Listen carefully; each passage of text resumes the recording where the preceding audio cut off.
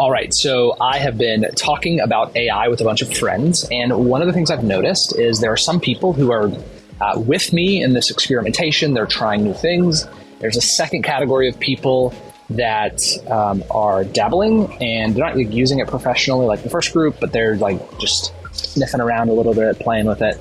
And then there's a third group that is sitting on the sidelines, and they're just kind of watching. And they're like, I don't know what to do, and I'm hearing all these things, and I don't understand. And so one of the things that I felt is how low the barrier to entry is, or kind of the entry point in. And so what I want to do is actually film an example. So I'm not going to use a ton of time here. I'm going to give myself 20 minutes. So only 20 minutes. I'm going to share a personal project that I'm working on, and show how I would use AI. This is just a Google sheet. One thing that you'll notice, many personal accounts have this.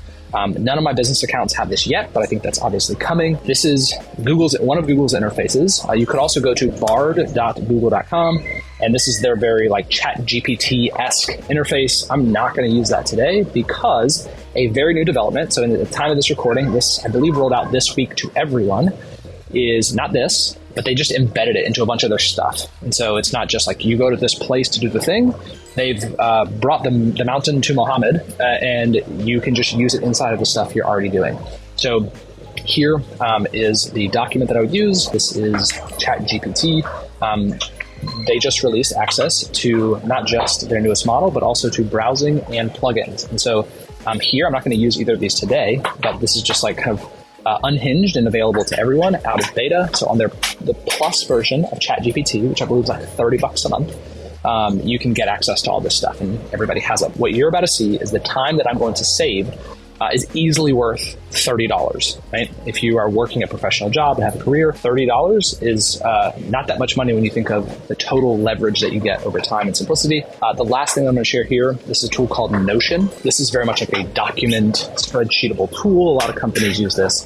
They've also embedded AI into the workflow, and so I'm going to give you an example of that. So let's go ahead and dive in. The project I'm working on is creating a running club at my kid's school. So I was at a recent like outdoor experience watching this, and I'm thinking like, wow, this is really cool, and there's parents volunteering, and I'm kind of like, as a professional software engineer, it feels weird to me to go set out chairs, and that's valuable, but I think I have more value to offer to the students and more of an offering, so to speak, which is a very Hawaiian thing. So I'm like, what could be like my valuable thing?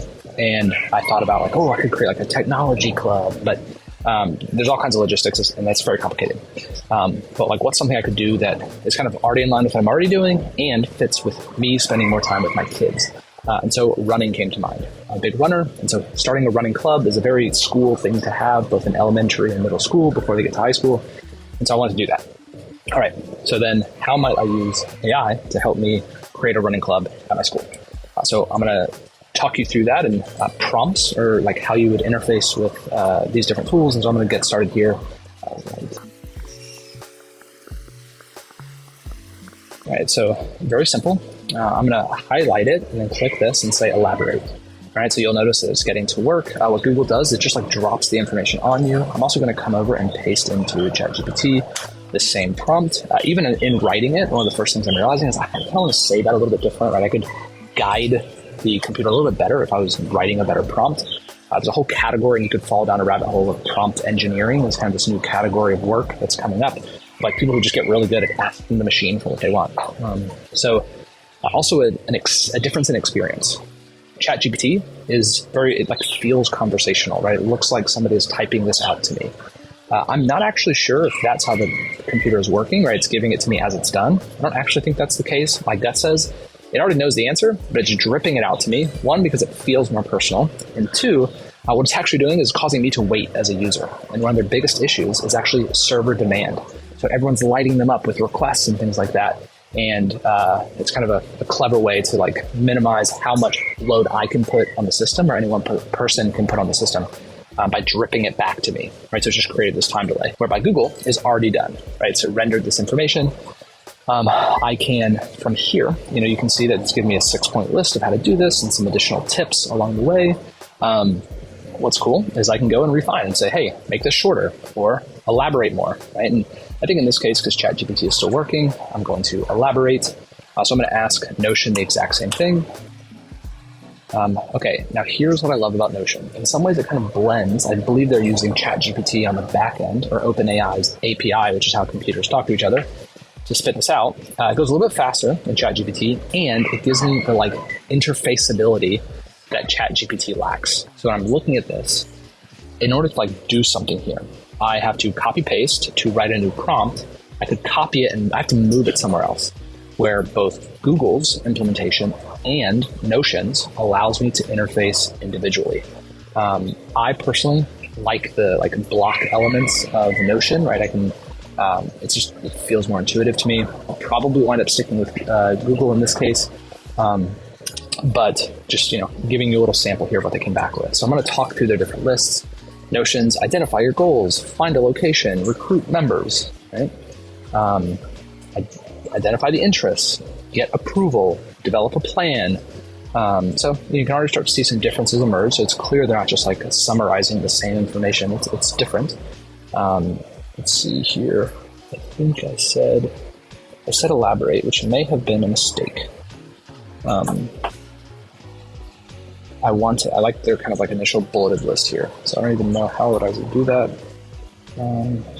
Another reason that I'm going to stick with Google is Notion. I know that there's a paywall that will eventually pop up. So if I use it too much, they're going to make me pay more. Google embedded it for free. So from a cost perspective, Google's tool is free. ChatGPT costs about $30 a month to get the best features and the premium access. And then Notion has it will tack on an increased monthly cost. So my tabs are kind of organized by the most expensive options or by cost. Okay, so talk to the school administrator is a very popular one in each, so get approval. Awesome. So now I'm going to start to dive in. So I'm going to break this out, and I want to keep it nice and neat. So organizing information becomes, because this can become overwhelming pretty quickly. One of my tests that I ran, I generated 30 pages of content, 30 pages of content in 15 minutes. It was wild. I'm going to come over, I'm going to write the prompt first because this takes a little bit longer. Write an appeal letter to the principal of my child's school. I'm just going to start the running club. Let's put a little more clarity. Once a week. Yeah. Cool. So I'm going to take this prompt, right? I've already got it written here. I'm going to paste it. Formatting. Terrible. I'm going to kill some of this. Move here. All right, so I'm going to highlight it. Right? Google's interface feels a little weird. I would expect this menu as soon as I highlight to drop down, much like their comments work, but let's go. So awesome. So you can start to see wow, it's kind of doing a lot of the work here. It's injecting a lot of the thoughts and all the things. Okay, so this is great. I'm going to put some compelling thoughts in here. I'm going to use this, but then I'm going to start to separate this out. So I'm going to call this the long version. And what I want to do is I want a shorter version. I don't like sending long emails. This is not her top priority. It's a club that doesn't even exist. So what I'm going to do is come down here. I'm going to paste it again, highlight, and then come to this little guy again. It needs a little work because that little button, I had to go find it. But I'm going to shorten this. It's going to take what it's given me, so the content that I've highlighted, and it's going to give it back to me in a shorter format. Ooh, this looks pretty solid. So I'm going to replace that. Okay, so some formatting stuff going on. I'm going to take a beat because information's already starting to pull up. I'm going to call this my heading 2. This is a heading 3. This is simple Google formatting stuff.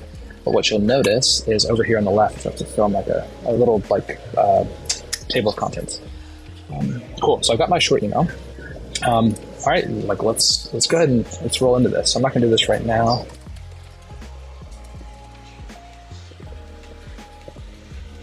I'm not going to put in her email because obviously for privacy. I would put in her name. Right, so I'm going to create a blank here because I'm going to come back and do this afterward. Put in a blank. I'm writing a request for a meeting call, blah, blah, blah. I'm going to insert, I'm going to put in something personal here, right? Put in my personal why and explain my credibility, right? I run... I need to call out. So I run long distances, do a lot of training, and my kids go to school, and so there's I want to do more, right? So it's definitely not done, but it's a good baseline of why this would matter. Okay, so I'm gonna go a little bit deeper because as soon as she gets my email, right, over a couple of days, I would hope she's gonna reply to me, And I want to be prepared for a better understanding why she would say no. Right, so write a list of objections.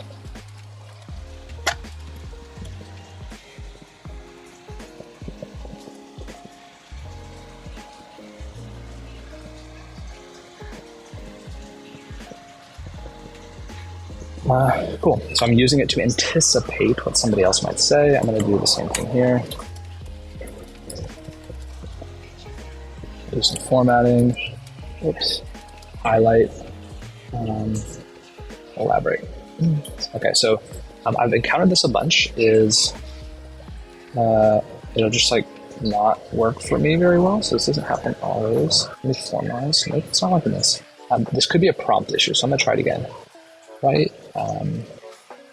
Write a list of objections. Okay, so I'm going to try this again. Let's see if that was a prompt problem. So I'm going to elaborate that. Meanwhile, I'm going to come back over here. Boom. This is great. So I'm going to read through this, right? Liability concerns. Children get hurt. That's great. Lack of resources. Great. So pretty quickly, like, okay, this is awesome. All right, so now I'm just going to ask it actually, like, great, you've given me the objections, well, give me how to overcome them, right? What should I say in response? And you can just ask very plainly, right? It kind of figures out what you want. So it's going to get to work on that. And you'll notice it's using a similar style. And what's awesome here is I'm able to reference the last thing that I said, right? I don't have to like retype the prompt.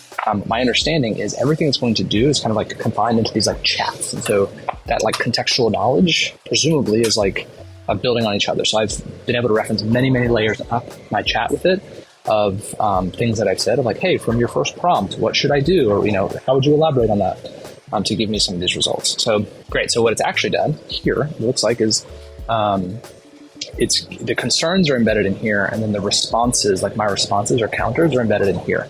Either way, I think it works. I'm going to actually capture just this. It gives me a lot. Actually, let me use their copy feature. I'm just going to use this. I have not been super thrilled with Google's response for stuff like this. You'll notice the formatting is kind of whack. It doesn't really matter in this case because, I can make it work, right? I'm just anticipating what their principal will say in response. Now let's dive a little bit deeper. So if I come down here, recruiting interested students, that's helpful. So I'm going to do some further formatting. Recruiting students. Oops. Set a meeting time. Awesome. One of the things I'm noticing as I'm reading through that feels missing is I don't plan on doing this alone. I want to get help. And so what I need to do, what's missing is recruit a few fellow parent volunteers, right? I'm starting to improve upon what it gave me. So it gave me the baseline, and I'm going to improve upon this. Write an email from the principal. So ideally, the principal gives me permission, and then I can say, awesome, would you send this to all of the other fellow parents and teachers to see if anybody else is interested? So write an email from the principal. I do have to be specific here about the running club, and I probably even have to say the running club that we are starting at the next school year. So if I was interfacing with ChatGPT, I wouldn't have to be this clear because it would kind of like have all the context where Google does not seem to. Principal. A lot of typos. It shouldn't matter because this can figure it out. So I'm going to elaborate here. I'm also going to take this, paste it in, see what it comes back with. I don't want to neglect Notion, so let's give Notion a shot here. I'm going to take this little piece, ask AI, improve the writing. Boom. Okay, so again, what's cool with Notion is it kind of anticipates some of these things. So I could, let's see, I'm going to take this. So I think actually maybe the quicker of the prompts. One thing I know is people have a lot of time and attention, so I'm usually always going to go with the shorter email. I'm only going to create one version of this because I don't see a world where we have a longer one. We are starting a running club for K through 5 observation. I didn't tell it K through 5. I just said elementary school, so that's great. We meet twice a week after school. Okay, I only plan on meeting once a week to start, so it doesn't have all the information. And I also don't plan on anticipating and doing local races. Well, maybe local events. We'll call it local events. That's fine. Contact me at, boom, this is where I would put in my information, right? And so I can give the principal this to send out on my behalf, which is awesome. Okay, so next up, I'll need to eventually recruit students, right? So what I want is a list of what are 5 club here. Cool. All right, so this is my prompt. I'll come back over here, highlight it, elaborate. And just so you know, like as usually as this is loading, I'm kind of anticipating based on my response, what's my next move? It's giving me this list: improve their running skill, meet new people. All right, so one thing I know about kids is, first of all, I think if you can make these kind of things fun, I don't want kids thinking like, oh, I can lose weight. That's not where I want an elementary schoolers' head. Fun and enjoyment. It really feels like the only items, so I'm not going to do public math, but got pretty far on the way. It's like physical health. I don't think kids don't think about that way. Mental well-being, social interaction. That's probably it. So I'm going to go hard. Of the options it gave me is currently social interaction is probably the most compelling for kids. Like, yo, your friends are doing it. That's why. So these are my 2 reasons. Let's see. Right, so I'm going to just tell it to do it again, but more of this kind of stuff, right? So I'm kind of like Goldilocksing a little bit of like, hey, you're a little hot, a little cold here. There we go. Fun activity. So this is an interesting concept. I listened to a podcast from Sam Altman, who's the founder of OpenAI, which created ChatGPT. And one of the things he said is what they're noticing is most people today are still using these tools as like a database. Like, give me this stuff, right? It's like what a Google search will just point you toward. And he said where it's really most powerful and what people are starting to come into but haven't done yet is as a reasoning engine. And so the idea of taking something and adding a level of nuance to information is something that AI is a lot better at, that people aren't really tapping into that yet. So getting it to do like age appropriate content and kind of exclude certain things that I wouldn't want to focus on is things that it could also do. So I'm going to pull these in. I think this is a better list. Make new friends. Yeah, there we go. Now we're talking bragging rights, cool events, become faster. Awesome. Okay, so another thing. This is where, like, right now we're kind of like in an outline of how I could do a good job of setting this up. But then it says, okay, but then you got to like develop a curriculum. All right, so I want to go a level deeper. Elaborate. Also, what I noticed was there was like a materials list here. So inside of this little prompt, it had. I'm just going to accept this because I've got some editing to do. Purchase any necessary equipment. So this is actually another heading. So I'm going to elaborate on that. I'm also going to elaborate here, right? So very quickly you can see that my velocity is picking up as I'm starting to like go down these rabbit holes. Awesome. This is a curriculum. It's at least good enough that if the parent or the teacher asks me to, like, do I have a plan, that I can respond pretty quickly. I'm going to put this chunk in the wrong place. I think I did. Okay, so here's my curriculum. Great. So there you have it. In this video, we have covered using Google and their Bard technology, which has now been integrated as of this week into their suite of tools for personal accounts. And it is free for Gmail users, I believe. And as far as they've said, everyone should have access to this. ChatGPT, using that and their GPT-4 model. What is new this week is using they've opened up access to plugins and browsing of the internet, which I think is a massive Pandora's box for them. And then Notion and their implementation of AI, which I believe is still ChatGPT, but in some ways it gives you that Google interface inside of a word processor.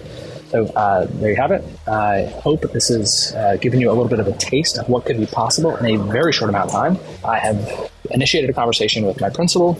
I have set up some anticipated her questions and concerns and built out some of that curriculum that I know she's eventually going to ask, like, yeah, but what's your plan here? So I've gotten a nice draft. I hope you also noticed that at no point was I just blindly trying to like copy and paste. There's always some editing that has been involved. And that's usually what I can expect, right? I would expect that it gets me 60 to 80% of the way there. And there's always some like 20 to 40% of me needing to step in, like do some stuff. But go check out these tools. Most of them have some form of a free version where you can get access. I think this is a massive change in the industry, and my hope is that more people would try to surf the wave rather than being swept up and demolished by it. So best of luck. Reach out if you have any questions.